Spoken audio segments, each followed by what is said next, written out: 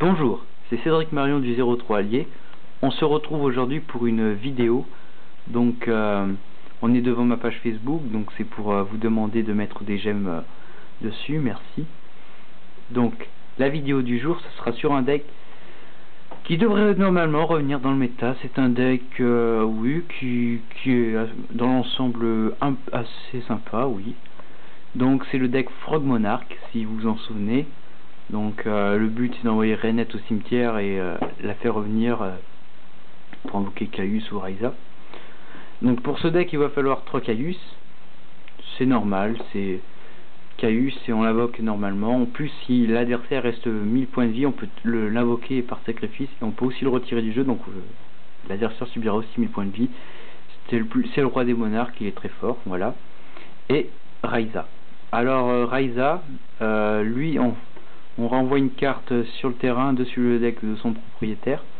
Donc il m'est venu l'idée, est-ce qu'on pourrait se faire avec Raiza et Caius un Dark Simorgh, vu que Raiza est vent et Caius ténèbres.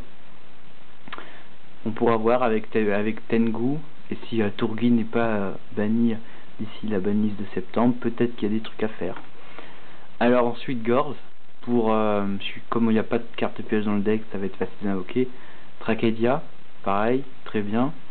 3 tours guide, il n'est pas mis dans le deck Frog Monarch, mais j'ai trouvé qu'il avait sa place. Et comme on n'est pas encore en septembre, autant le jouer.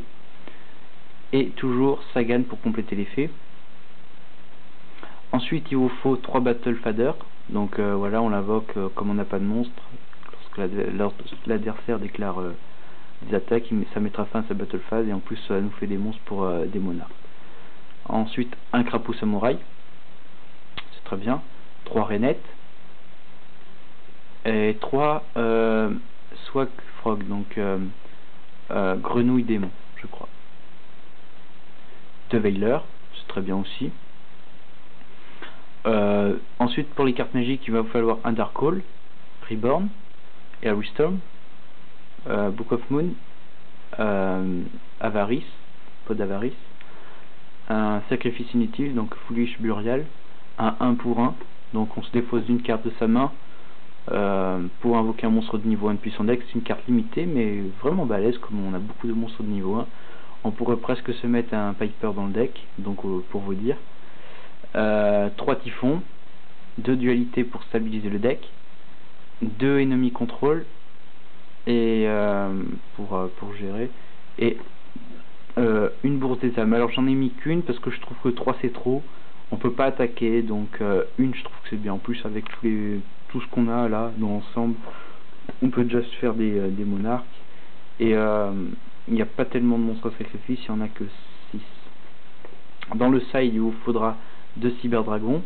Donc cyberdragon c'est bien, c'est du summon spé, c'est de la bonne attaque, voilà. 2 snowman. Snowman c'est de la défense, on détruit, c'est bien.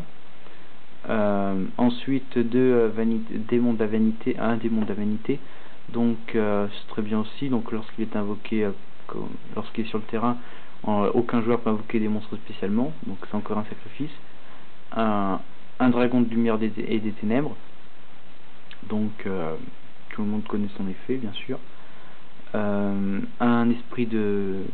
moissonneur d'esprit, donc pour de la défense. Une taupe géante pour encore se protéger.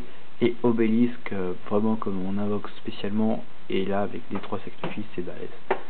Donc ensuite 2 sauveteurs pour récupérer les grenouilles, 2 hommages torrentiels que j'ai pas mis dans le deck parce que j'ai voulu passer Rainette à 3 au lieu de 2 pour se faire plus facilement les monarques, et 2 Awa, artiste d'eau spirituelle. Pour notre extra deck, toujours notre technochimère. Donc j'ai un peu plus peiné pour faire l'extra deck, donc voilà, vous pouvez l'arranger à votre façon, mais parce que c'est mon extra deck quoi. Une formule synchronique, donc pour accélérer la pioche comme ça avec une Rainette et un Veiler, ça coûte rien. Une griffe d'arsenal si on a fait un Veiler et un tour guide. Un Calidor, donc si on a fait un Veiler et je sais pas moi, un Battle Fader avec un tour guide encore. Donc on peut se passer Kalidor. Bryoniac, pareil, c'est un peu dur à invoquer mais c'est toujours très fort. Rose Noire.